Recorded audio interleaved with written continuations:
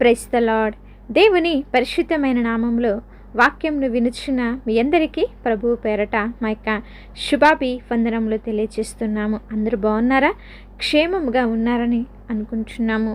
మరి మీరు మాకు తెలియజేస్తున్న ప్రతి ప్రార్థన విషయమై మేము ప్రతినిత్యము విజ్ఞాపన చేస్తున్నాము. మరి మీకు ఇంకా ఏమైనా ప్రార్థన అవసరతలు ఉన్న ఎడల స్క్రీన్ మీద కనిపిస్తున్న నెంబర్కి కానీ కింద కామెంట్ సెక్షన్లో కానీ మాకు తెలియజేస్తే మేమందరము మీ గురించి ప్రార్థన చేస్తాము. ఈరోజు దేవుని వాక్యము, మరి మనమందరము కూడా ఆయన సిలువలో పలికినటువంటి మాటలను ధ్యానం చేసుకుంటున్నాం కదా. మరి ఈరోజు 6వ మాటగా దేవుని యొక్క వాక్యము సమాప్తమైనది. యోహాను సువార్త 19వ అధ్యాయము 30వ వచనము. ప్రియ సహోదరి సహోదరులారా, ప్రభు అయినటువంటి యేసుక్రీస్తు వారు పలికిన అన్ని మాటల్లోకెల్లా అతి చిన్నది, అంతేకాదండి, చిన్నది అని చెప్పి మనము త్రోసివేయటానికి లేదు. ఎందుకో తెలుసా? అందులోనే చాలా అమూల్యమైనటువంటి వర్తమానము దాగుంది. ఎంతో అమూల్యమైనది ఈ యొక్క మాట. ఏమి సమాప్తమైనది అని మనం ఒక్కసారి చూసినట్లయితే, తండ్రి తనకు అప్పగించినటువంటి పనినంట ఆయన ఏం చేశాడు? సంపూర్తి చేసి సమాప్తమైనది అని ఆయన పలుకుతున్నాడండి. మరి నశించిన దానిని వెతికి రక్షించుటకు మనుష్య కుమారుడు ఈ లోకానికి వచ్చాడు.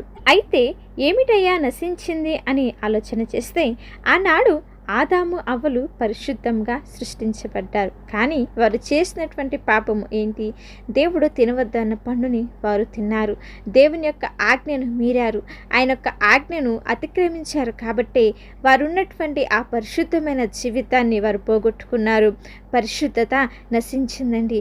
మరి ఆ నశించిపోయినటువంటి పరిశుద్ధతను వెతికి రక్షించి ప్రతి ఒక్కరిని కూడా పరిశుద్ధులుగా చేయాలి అని ఆయన ఈ లోకానికి వచ్చాడు. ఆ పనిని ఆయన ఎంతో సక్రమముగా పూర్తి చేశాడు. అందుకే ఆయన పలుకుతూ అంటున్నాడు కదా, తండ్రి నీవు నాకు అప్పగించిన పని అంతా కూడా ముగించాను, సమాప్తమైనది ఆయన పలుకుతున్నాడండి.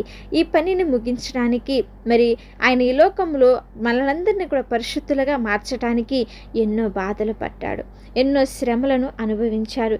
ఏ తప్పు లేకపోయినా, ఆయనలో ఏ దోషము లేకపోయినా, ఏ పాపము లేకపోయినా మనలందరినీ కూడా పరిశుద్ధులుగా మార్చడానికి, పరిశుద్ధమైన జీవితము జీవించడానికి ఆయన మన కొరకు మన పాపాన్నంతటినీ కూడా ఆయన మోసి మనలను పరిశుద్ధులుగా మార్చి ఎన్నో శోధనలు అనుభవించారండి.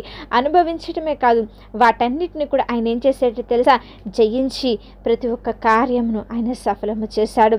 కనుక ప్రియ సహోదరి సహోదరులారా, ఆయన ఏ విధముగా అయితే తండ్రి యొక్క పనిని చేశారో మనము కూడా అదే రీతిగా ఆయన యొక్క పనిని చేయాలి. ఆయన యొక్క నామాన్ని మనము ప్రచురము చేయాలి. ఆయన యొక్క నామాన్ని కనపరచాలి. మరి ఇటువంటి పని చేస్తున్న సమయంలో దేవుని యొక్క సువార్తను జరిగిస్తున్నటువంటి పరిస్థితుల్లో మనకి ఎన్నో శోధనలు వస్తాయి, ఎన్నో ఆటంకాలు వస్తాయి. అవన్నీ కూడా మనం ఏం చేయాలో తెలుసా? జయించి దేవుని యొక్క పని చేసేవారంగా, మరి ఆయన యొక్క వార్తను ప్రకటించేవారంగా ఉండాలి. మన ముందు ఉన్న భక్తులకు శ్రమలు రాలేదంటే, మన ముందు ఉన్న భక్తులు కూడా ఎన్నో శ్రమలను వాళ్ళు పొందుకున్నారు. అన్ని శ్రమలు వాళ్ళు పొందుకున్నా సరే మరి వారు దేవుని కొరకు బలంగా నిలబడ్డారు కదా, దేవుని యొక్క రాజ్య స్వార్థను ప్రకటించారు కదా. మనము కూడా అట్టి రీతిగానే ఎన్ని శ్రమలు శోధనలు ఎదురొచ్చినా దేవుని యొక్క రాజ్య స్వార్థకు మనమందరము కూడా మరి ఏమి చేయాలి? పాటుపడాలి, సహాయం చేయాలి. మానవుల రక్షణ కొరకు మరి తండ్రి అయిన దేవుడు ఆయనకు ఒక గొప్ప కార్యము అప్పగించాడు. పాపము లేకుండా జీవించి లోక రక్షణార్థమై ఆయన శిలువపై బలియాగముగా తనను తాను అప్పగించుకొని ఆ యొక్క కార్యాన్ని సఫలము చేశాడు కదా. మరి పరిశుద్ధ గ్రంథంలో ఉంటున్నటువంటి ప్రవచనాలన్నీ కూడా ఆయన నెరవేర్చాడండి. పాత నిబంధన గ్రంథంలో సుమారుగా 300 ప్రవచనాలు యేసు ప్రభులు వారి యొక్క జీవితంలో, ఆయన యొక్క పరిచర్యలు, ఆయన యొక్క శిలువ మరణములు, పునరుద్ధానములు నెరవేర్చబడ్డాయండి. మరి ఆయన యొక్క మరణము గనక మనం ఒక్కసారి గమనించినట్లయితే అతడు ఏ తప్పు లేకపోయినా సరే తృణీకరింపబడ్డాడు, విసర్జింపబడ్డాడు. మన పాపముల నిమిత్తము, మన దోషముల నిమిత్తము మనకి స్వస్థత కలుగులాగున ఆయన దెబ్బలు పొందాడండి. మరి మనమందరం కూడా త్రోవ తప్పి నశించిపోతే మరి మనలో ప్రతివాడు కూడా తనకు ఇష్టమైనటువంటి త్రోవలో నడుస్తూ ఉంటున్నటువంటి పరిస్థితుల్లో ఆయనే మన కొరకు వచ్చి అన్యాయంగా తీర్పు పొంది మన అతిక్రమములన్నింటినీ కూడా ఆయన ఏం చేశాడండి? తుడిచివేశాడు. మన పాపముల విషయమై చనిపోయాడు. ఎందుకో తెలుసా? మనము నీతిగా జీవించాలని ఆయనే తన యొక్క శరీరమందు మన పాపములను మాను మీద ఆయన మోసాడండి. ఆయన పొందిన గాయముల చేతనే మనకు స్వస్థత కలుగుతుంది. సాతానుపై విజయము ఆయన మనకు అనుగ్రహించాడు. మరి ఎంత గొప్ప ఆశీర్వాదమో కదా! ఈ యొక్క సమాప్తమైనది అన్న చిన్న మాటలోనే ఎంతో గొప్ప అర్థము దాగి ఉందండి. దేవుని యొక్క సువార్త అంతా కూడా ఇందులోనే ఇమిడి ఉంది. ఆయన ఈ లోకానికి దిగి వచ్చినటువంటి ఉద్దేశము, ఆయన ఎందుకు ఈ లోకానికి వచ్చాడు, ప్రతి ఒక్కటి కూడా నెరవేర్చబడింది. ఆయన యొక్క మరణానికి ముందుగా జరగవలసిన ప్రవచనాలు అన్నీ కూడా నెరవేర్చబడ్డాయి. ఆయన కన్యకకు జన్మిస్తాడు అనే ప్రవచనం ఉంది, ఆయన జన్మించాడు. యూదా బెత్లెహేములో జన్మిస్తాడనే ప్రవచనం ఉంది, నెరవేర్చాడు. అబ్రహాము సంతానముగా ఉంటాడనే ప్రవచనము, దావీదు వంశంలోను గోత్రంలోను జన్మిస్తాడని, ఆయన జన్మించక మునిపే ఆయనకి మరి నామకరణం ఉంది. ఆయన జన్మ అనేకులకు కూడా దుఃఖ కారణమవుతుంది అని, ఆయన ప్రతి ఒక్క పాపాన్ని అంతము చేస్తాడని, ప్రతి ఒక్క పాపిని పరిశుద్ధులుగా మారుస్తాడని మరి దేవుని కొరకు ప్రవచనాలు ఎన్నో రచించబడి ఉన్నాయి. అవన్నీ కూడా దేవుడు ఏం చేశాడండి? సమాప్తము చేశాడు. పాపుల కోసము ఆయన చేసినటువంటి త్యాగము పరిపూర్ణమైనది. ఆయన జీవితంలో శ్రమలు సమాప్తమయ్యాయి. ఈ భూమి మీద ఆయన జీవించిన 33.5 సంవత్సరాల పెనుగులాట అనేది ముగిసిపోయింది. విమోచన కార్యము సఫలమైంది.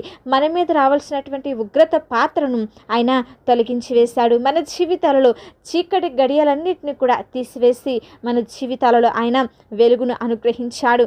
మన యొక్క పాపమునకు ఆయనే క్రయధనముగా చెల్లించబడ్డాడు. మనము దేవుని యొక్క పరిశుద్ధతలోనికి మార్చబడేలాగున, సంపూర్ణ పరిశుద్ధత కలిగి జీవించేలాగున తన యొక్క గొప్ప కృపను ఆయన మనకు అనుగ్రహించాడండి. మనం ఒక్క విషయం జ్ఞాపకం చేసుకోవాలి. అదేమిటంటే ఆయన సమాప్తం కాలేదు, కానీ ఆయన చేస్తున్నటువంటి పని సమాప్తమైనది.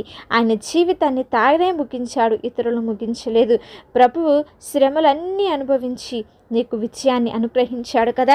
ఆయన తన జీవితంలో ఎదురైన శోధనలే కానీ, అవమానాలే కానీ, నిందలే కానీ అన్నిటినీ కూడా సహించి తండ్రి తన మీద ఉంచినటువంటి బాధ్యతనే కానీ మరి తనకు అప్పగించిన పనిని ఎంతో నమ్మకంగా చేశాడు. ఈరోజు ఆయన మనకు అదే పని అప్పగించాడు. మనం ఎంత నమ్మకంగా చేస్తున్నామో, ఎంత బాధ్యత కలిగి దేవుని యొక్క పనిని మనము చేస్తున్నామో ఒక్కసారి ఆలోచన చేయాలి. శ్రమలు, శోధనలు, బాధలు వస్తున్నాయని దేవుని యొక్క మార్గాన్ని విడిచిపెడుతున్నామా? లేకపోతే ఎన్ని కష్ట నష్టాలు ఎదురైనా దేవునిలోనే నిలిచి ఆయనకు సువార్తను ప్రకటిస్తున్నామా? మనము పరిశీలన చేసుకొని మరి దేవుడు ఏ విధంగా అయితే మనకు మాదిరిగా చూపించాడో మనము కూడా అట్టి రీతిగా జీవిద్దాము. చిన్న ప్రార్థన చేసుకుందాం. మమ్మల్ని మిక్కిలిగా ప్రేమించిన మా ప్రియ పరలోకపు తండ్రి, శ్రేష్టమైన కృప కలిగిన ఉన్నతమైన నామమునకై మీకు స్తోత్రములు చెల్లిస్తున్నాం. అవును తండ్రి మీకు అప్పగించినటువంటి పనిని మీరు ఎంతో బాధ్యతగా నమ్మకము కలిగి మీ యొక్క పనిని మీరు పూర్తి చేశారు. అలాగే మేము కూడా తండ్రి మీరు మాకు అప్పగించినటువంటి పనిని, మీరు మాకు అప్పగించిన సువార్త బాధ్యతను, భారంను మేము కూడా దేవా సక్రమంగా జరిగించుటకు ఎన్ని శ్రమలు, లోటుపాట్లు మా జీవితాల్లో ఎదురైనా, హింసలు, అవమానాలు ఎదురైనా ఎక్కడ కూడా తప్పిపోకుండా, తొలగిపోకుండా నీలో ఎదుగుటకు నీ కృపను మాకు అనుగ్రహించండి, నడిపించండి, బలపరచండి, మేలులతో నింపి ఆశీర్వాదమును మీరు దయచేయండి. ఎంతమంది బిడ్డలైతే వారి జీవితాల్లో ఆర్థికపరమైన ఇబ్బందులతో బాధపడుచున్నారో, అప్పుల సమస్యలతో బాధపడుతున్నారో, వారు ఎదుర్కొంటున్న ప్రతి ఒక్క ఆర్థికపరమైన ఇబ్బందుల్లో నుంచి విడుదల దయచేయండి. అనారోగ్య సమస్యల్లో నుంచి విడుదల అనుగ్రహించి సంపూర్ణ ఆరోగ్యంను, స్వస్థతను మీరు దయచేయమని ప్రార్థిస్తున్నాం. కుటుంబాల చుట్టూ, బిడ్డల చుట్టూ మీ కాపుదలు అనుగ్రహించి వారు చేస్తున్న పనులు ఆశీర్వదించి వారి యొక్క వ్యాపారాలలో వృద్ధిని, సమృద్ధిని మీరు కలిగించి వారి ఉద్యోగాలలో తోడుండమని వేడుకుంటున్నాము దేవా. తండ్రి ఈ యొక్క వాగ్దానము మా అందరి పట్ల నెరవేరుటకు, ఈ యొక్క వాక్యము మేము కూడా మా జీవితాలలో నెరవేర్చి నమ్మకమైన సాక్షులుగా నిలబడుటకు నీ కృపను మా అందరికీ అనుగ్రహించి ఆశీర్వదించి మేలులతో నింపండి. గర్భఫలముల కొరకు ఎదురు చూస్తున్న వారు ఉన్నారు దేవా, వారి జీవితాల్లో గొప్ప కార్యము జరిగించండి. త్రాగుడుకు బానిసైపోయి వారి జీవితాలను నాశనము చేసుకుంటున్న వారు ఉన్నారు. ఆ పాపం అనే కట్లను విడిపించి బిడ్డల జీవితాల్లో సంతోషము, శాంతి, సమాధానము, నెమ్మదిని అనుగ్రహించి మేలులతో నింపి నడిపించమని యేసుక్రీస్తు వారి శక్తి కలిగిన నామంలో ప్రార్థించి వేడుకుంటున్నాము తండ్రి, ఆమేన్. అలాగే మీ యొక్క ప్రార్థన అవసరతలు మాకు తెలియచేసిన యెడల మేమందరం కూడా మీ గురించి ప్రార్థన చేస్తాము. దేవుని ఉన్నతమైన కృప మీకు, మీ కుటుంబాలకు తోడై ఉండునుగాక.